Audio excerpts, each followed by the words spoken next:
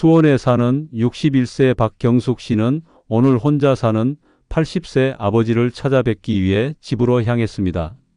아버지의 집은 워낙 외진 곳에 있어 버스에서 내려 한참을 더 걸어야 겨우 작은 원룸에 도착할 수 있었습니다.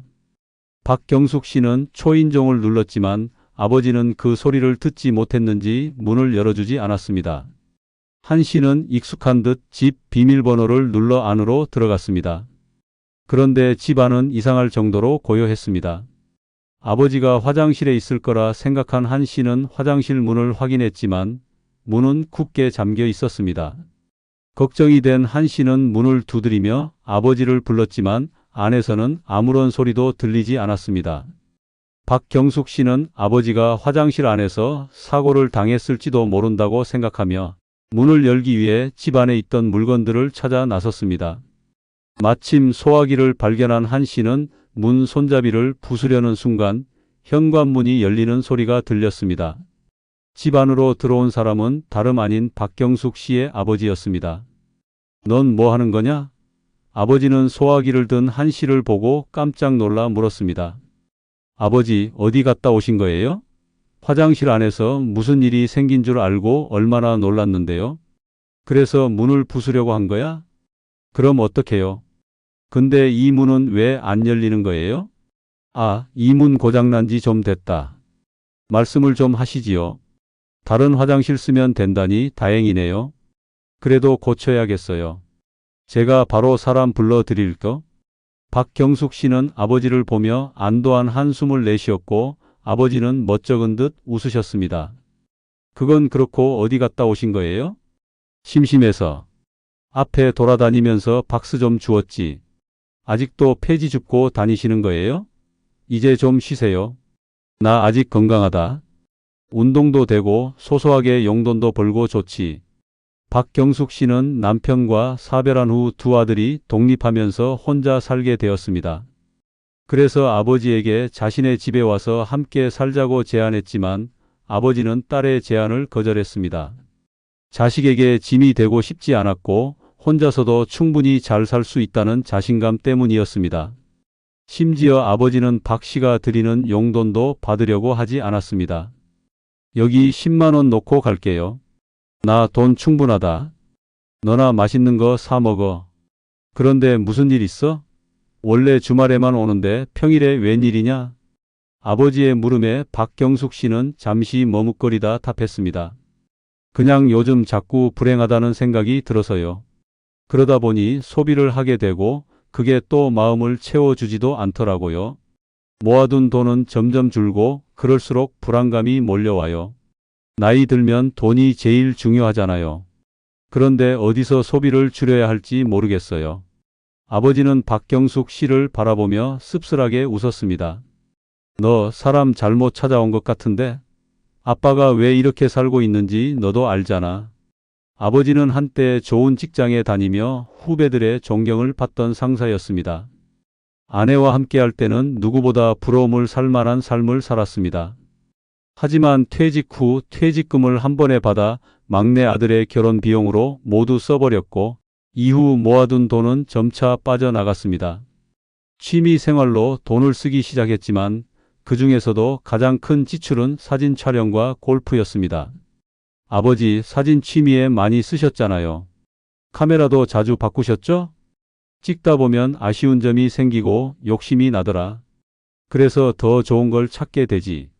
골프도 한 번 치면 기본 몇십만 원 깨지잖아요? 맞아. 골프도 돈이 많이 들었지. 아버지는 과거를 돌아보며 후회했습니다. 그 돈을 조금이라도 아껴둬야 했는데 그때는 돈이 줄어드는 것도 모르고 살았습니다. 박경숙 씨는 그런 아버지의 이야기를 들으며 씁쓸한 표정을 지었습니다. 그래서요, 아버지처럼 후회하고 싶지 않아서 이렇게 찾아왔어요. 나를 불행하게 만드는 소비가 뭔지 고민하다 보니까 몇 가지가 떠오르더라고요. 그래, 나도 그랬다. 취미 생활은 좋은데 문제는 돈이 많이 드는 취미에 꽂히면 그때부터 주머니에 돈이 새는 거야. 하지만 제일 아까운 소비는 아무래도 술이었던 것 같아. 박경숙 씨의 아버지가 말한 나를 불행하게 만드는 소비. 첫 번째는 돈이 많이 드는 취미 활동이었고 그 중에는 술도 포함되어 있었습니다. 아버지는 특히 와인을 좋아했습니다. 아버지는 와인 모임에 자주 나갔는데 그 모임에서 식사 한 끼를 할 때마다 1인당 7만 원에서 8만 원 정도를 지출했습니다. 이 모임은 거의 일주일에 한 번씩 열렸고 그 외에도 혼자서 술을 즐기거나 친구들과 따로 술을 마시는 날이 많았기 때문에 그동안 술에 쓴 지출은 상당히 컸습니다. 아빠는 술도 많이 마셨잖아요. 한두 병 마셔도 취하지도 않으셨죠? 응, 적게 마시고도 취하는 사람들이 참 부럽더라. 너도 술 좋아하잖아. 삼겹살엔 소주, 치킨엔 시원한 맥주, 등산 갔다 내려와서 먹는 파전이랑 막걸리는 최고지. 맞아요. 기분이 꿀꿀할 때나 외로울 때 한 잔 마시면서 좋아하는 음악 들으면 위로가 되잖아요. 그 정도는 괜찮아. 다만 밖에서 마시는 거나 친구들이랑 자주 마시는 것만 줄이면 돼. 아버지는 술 외에도 취미 생활을 가지되 돈이 많이 들지 않는 취미를 가지라고 조언했습니다. 특히 초반부터 비싼 장비를 사는 실수를 하지 말라고 강조했습니다. 취미를 시작할 때는 저렴한 장비로 시작하는 게 좋아. 한두 달 해보고 정말 오래 할 것 같으면 조금씩 업그레이드 하면 돼. 처음부터 고급 장비를 사면 나중에 창고에 모셔두는 경우가 많거든. 아버지의 말처럼 취미를 시작하면서 무리하게 비싼 장비를 구매하는 사람들이 종종 있습니다. 하지만 대부분의 경우 한 달도 채 되지 않아 그 취미에 질려버리고 고가의 장비들은 창고에 방치되곤 합니다. 또한 수집형 취미는 특히 피해야 할 취미로 꼽혔습니다. 컵을 수집하거나 오래된 음반, 값비싼 와인 같은 걸 모으는 건 좋게 보이지만 결국 돈이 빠져나가는 건 순식간이야. 나중엔 그게 다 짐이 되거든. 아버지는 이어서 말했습니다. 만약 즉흥적으로 뭔가 사고 싶을 때가 있으면 일주일만 기다려봐. 일주일 후에도 정말 사고 싶으면 그때 사면 되지. 대부분 그 기간이 지나면 욕구가 사라질 때가 많아. 이처럼 즉흥적이고 충동적인 소비는 줄이는 것이 중요했습니다. 물건을 수집하거나 취미에 과도한 돈을 쓰기 시작하면 어느새 돈이 빠져나가 버리고 그 결과 불안감만 커지기 마련이었습니다. 결국 돈이 많이 드는 취미는 피해야 해. 나처럼 후회하지 않으려면 말이야. 박경숙 씨는 아버지의 말을 가슴에 새기며 앞으로는 보다 신중하게 소비하고 불필요한 지출을 줄여 나갈 것을 다짐했습니다. 두 번째는 뭐예요? 아빠는 사실 그것 말고는 생각이 잘 안 나는데. 날도 좋은데 밖에 좀 걸으면서 얘기할까? 아버지는 그렇게 박경숙 씨를 데리고 근처 목욕탕으로 향했습니다. 목욕탕에 도착하자 여주인은 반갑게 아버지를 맞이했습니다. 목욕탕 주인은 이미 70대였지만 여전히 목욕탕을 운영하며 부지런히 살아가는 모습이 인상적이었습니다. 할멈, 이제껏 돈 쓴 것 중에 제일 후회되는 게 뭐요? 갑자기 와서 무슨 뚱딴지 같은 소리래? 옆에는 딸내미 데리고 말이야. 아버지가 고개를 끄덕이자 목욕탕 주인은 잠시 생각에 잠겼습니다. 지금 생각해보면 남들에게 잘 보이려고 했던 소비가 제일 후회돼. 나를 불행하게 만드는 소비 두 번째는 남을 의식한 소비였습니다. 목욕탕 주인은 젊어 보이기 위해 머리와 피부과 시술에 쓴 돈을 합치면 집 한 채는 샀을 거라며 과장되게 말했습니다. TV에 함익병 원장님이 나오더니 그러더라고. 피부에 돈 쓰지 말고 자외선 차단제만 잘 발라도 된다고. 그걸 미리 알았어야 했는데. 그녀는 어려 보이기 위해 눈밑 지방 재배치 시술도 받았지만 결과가 마음에 들지 않아 반복해서 시술을 받았고 결국 눈매와 인상이 날카로워져 후회하게 되었습니다. 얼굴에 칼을 대는 순간 평생 지워지지 않는 흉터가 남더라고. 그뿐만 아니라 명품에 집착했던 소비도 후회된다고 했습니다. 나이 들어서 외모를 가꾸는 건 중요해. 하지만 깔끔하고 자연스러운 게 제일이지. 명품으로 치장해서 한 살이라도 젊어 보이려고 하면 오히려 더 없어 보여. 목욕탕 주인은 명품도 하나 정도는 괜찮지만 여러 개를 욕심내고 다른 사람에게 뒤처지지 않으려고 사는 소비는 바람직하지 않다고 했습니다. 이런 소비는 사실 마음속에 허영심이 가득해서 그래. 허영심이 뭐냐면 실속은 없으면서 겉만 화려하게 꾸미려고 하는 마음이야. 박경숙 씨는 고개를 끄덕이며 깊이 생각에 잠겼습니다. 안 그래도 모임하는 동생들이 자꾸 명품 자랑을 해서 저도 모르게 나도 사야 되나 싶었거든요. 저도 허영심이 있었던 것 같아요. 아버지는 박경숙 씨와 목욕탕을 나서더니 또 다른 곳으로 향했습니다.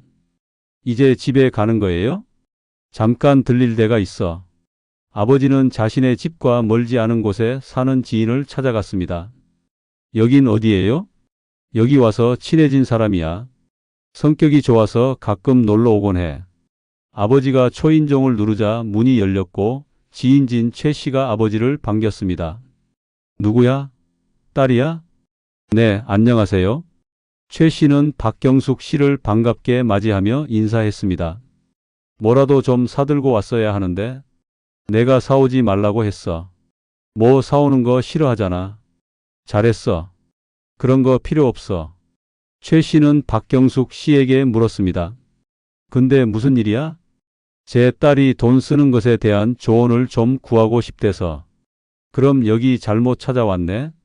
나도 돈 함부로 써서 지금 이 모양이거든. 아버지는 웃으며 최 씨의 주방으로 향했습니다. 선반을 열자 영양제들이 한가득 쌓여 있었습니다. 이거 다 먹는 거야? 먹다 말았지. 유통기한 지난 것도 많아. 진 최 씨는 영양제에 대한 이야기가 나온 김에 나를 불행하게 만드는 소비 세 번째로 영양제를 꼽았습니다. 진 최 씨는 이전부터 건강이 가장 중요하다고 생각해 영양제를 많이 복용했습니다. 무조건 많이 먹으면 좋을 거라는 생각에 심지어 밥 대신 영양제를 먹기도 했습니다.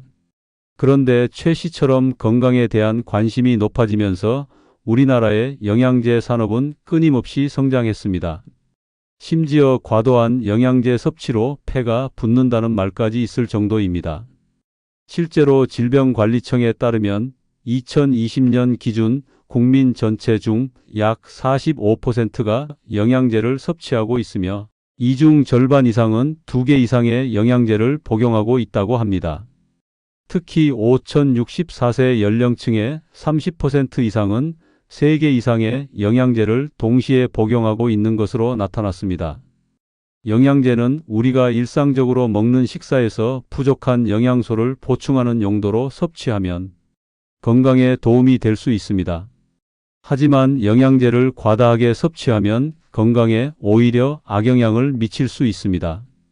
예를 들어 비타민 E를 과도하게 섭취하면 골절 위험, 간 손상, 지방간, 골격 약화 등의 부작용이 나타날 수 있습니다.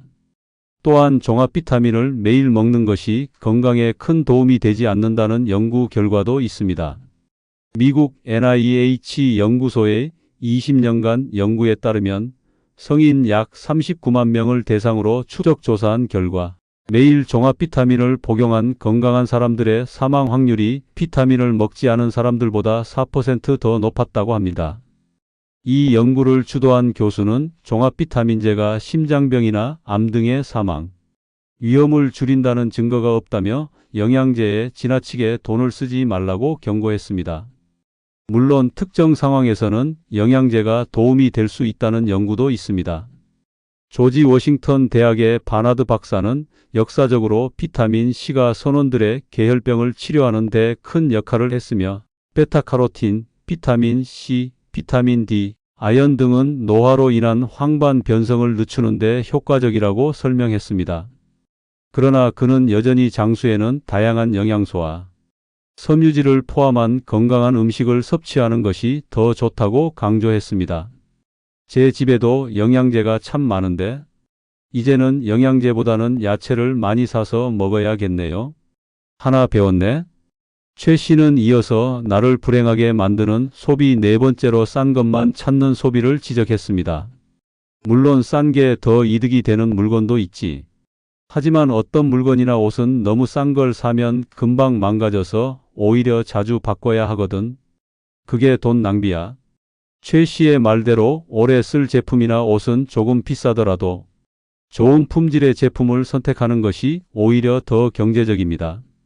신발의 경우 저렴한 신발은 쉽게 닳지만 조금 비싼 신발은 오래갑니다.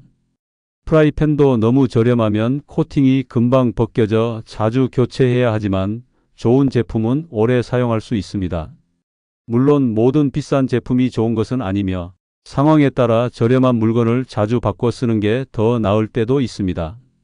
하지만 만약 너무 자주 교체해야 해서 스트레스를 받는다면 그 제품만큼은 조금 더 나은 브랜드의 제품을 선택하는 것이 좋습니다. 이런 소비 습관도 결국 작은 차이가 큰 돈으로 이어지는 거지.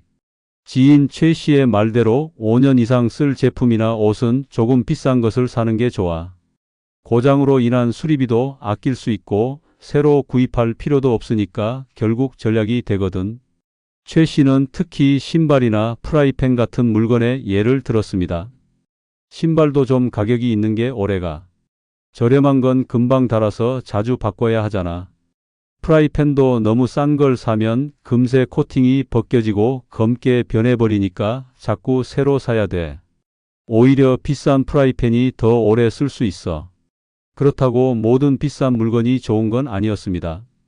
어떤 물건은 비싼 걸 한 번 사는 것보다 저렴한 걸로 바꿔 쓰는 게 나을 수도 있어. 예를 들어 구두도 마찬가지야. 비싼 구두라고 뒷굽이 안 닳는 것도 아니고 어디 긁히거나 찍히는 건 똑같거든. 오히려 저렴한 구두가 더 편하다고 말하는 사람들도 있어. 하지만 최 씨는 강조했습니다. 무조건 싼 걸 고집하면 안 돼. 어떤 제품은 자주 교체해야 해서 스트레스도 받고 돈도 더 나갈 수 있거든. 그럴 땐 조금 좋은 브랜드의 제품을 사는 게 오히려 이득이야. 그렇게 말하며 최 씨는 한숨을 쉬었습니다. 이건 좀 내 치부이긴 하지만 제일 중요한 거 하나 말해줄게. 뭔데요? 최 씨의 말에 박경숙 씨는 귀를 쫑긋 세웠습니다. 절대 뉴스에서 부동산이 오른다, 주식이 오른다는 얘기가 나올 때는 그걸 사지 않는 게 좋아. 최 씨는 투자에 대한 이야기를 꺼냈습니다. 고점에 사서 저점에 팔지 말라는 얘기야. 최 씨는 과거 뉴스에서 부동산 가격이 급등했다는 소리를 듣고 서둘러 부동산을 샀다가 이후 급격한 가격 하락으로 자산이 반토막이 난 경험을 털어놨습니다. 뉴스에 나왔을 때는 이미 늦은 거야. 그때 투자하는 건 별로 좋지 않아. 최 씨가 나를 불행하게 만드는 소비. 5번째로 꼽은 것은 바로 고점에 사서 저점에 파는 잘못된 투자 방식이었습니다. 항상 내가 사면 떨어지고 내가 팔면 오르는 경험은 투자해 본 사람들이라면 누구나 해봤을 거야. 주식이나 부동산에서 흔히 말하는 무릎에서 사서 어깨에서 팔아라라는 조언은 듣기엔 쉬워도 실천하기는 어렵습니다. 많은 사람들이 주변에서 이 투자 좋다는 말을 듣고 부랴부랴 따라가는데 이때는 이미 고점인 경우가 대부분이야. 최 씨는 몇 년 전 삼성전자의 사례를 들었습니다. 삼성전자가 9만 원을 돌파했을 때 많은 사람들이 더 오를 거라며 주식을 샀지. 하지만 이후 주가는 5만 원대로 내려갔어. 만약 9만 원에 1000주를 샀다면 지금은 거의 34천만 원 손해를 본 셈이야. 이런 상황에서는 주식을 팔고 싶어도 큰 손해를 감수해야 하니 쉽게 결정을 내릴 수도 없었습니다. 우리는 마트에 가면 몇백 원 아끼려고 물건을 꼼꼼하게 비교하지만 정작 큰 돈이 들어가는 투자는 주변 말에 휘둘리는 경우가 많아. 최 씨는 만약 투자를 하고 싶다면 무조건 공부를 해야 한다고 강조했습니다. 공부가 귀찮거나 어렵다면 그냥 안전하게 저축을 하는 게 나아. 최 씨는 노후에 하면 좋은 투자 방법으로 배당 투자를 추천했습니다. 요즘은 월배당을 지급하는 주식이나 ETF도 많아. 나도 비교적 안전한 월배당 종목에 투자하고 있어. 유튜브에 월배당 ETF나 배당주 투자라고 검색하면 다양한 정보를 볼 수 있으니까 한번 공부해봐. 그는 처음 투자를 시작하는 사람들에게 당부했습니다. 처음부터 큰 돈을 들이지 말고 아주 소액으로만 시작해서 주식은 이런 거구나 정도만 경험해 보는 게 좋아. 최 씨는 노후에는 시세 차익보다는 안전한 배당 투자를 선호하는 사람들이 많다고 덧붙였습니다. 그런데 너무 많은 배당금을 준다는 상품은 그만큼 위험성이 크니까 조심해야 해. 무조건 안전한 투자가 최고야. 최 씨의 말에 박경숙 씨는 깊은 생각에 잠겼습니다. 역시 투자도 공부를 하고 신중하게 해야겠네요. 최 씨는 고개를 끄덕이며 말했습니다. 맞아. 나도 여기서 피눈물 나게 배웠지.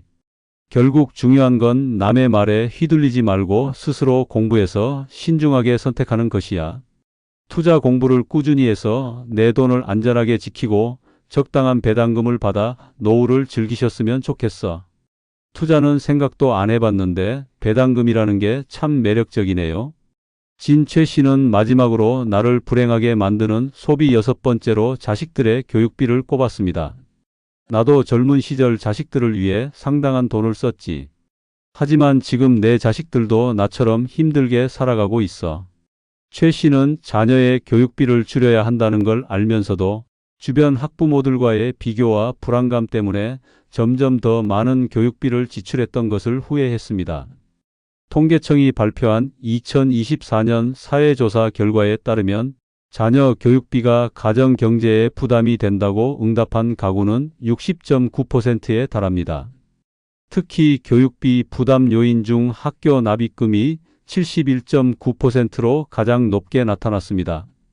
마이너스 3,050대는 중고등학생 자녀의 사교육비와 학교 납입금을, 마이너스 60세 이상 가구는 대학생이나 대학원생 자녀의 등록금 부담을 크게 느꼈습니다.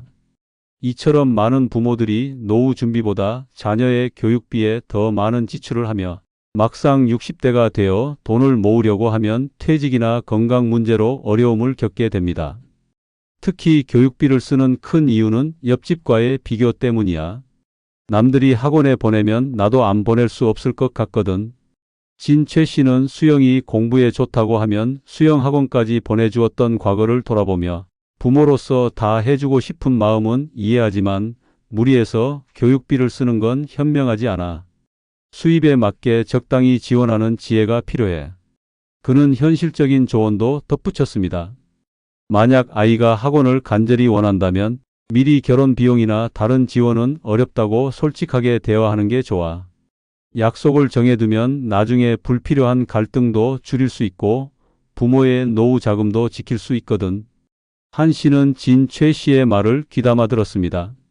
아들이 대학원에 진학하겠다는 말을 했던 터라 한 씨도 지원 여부를 고민하고 있었습니다.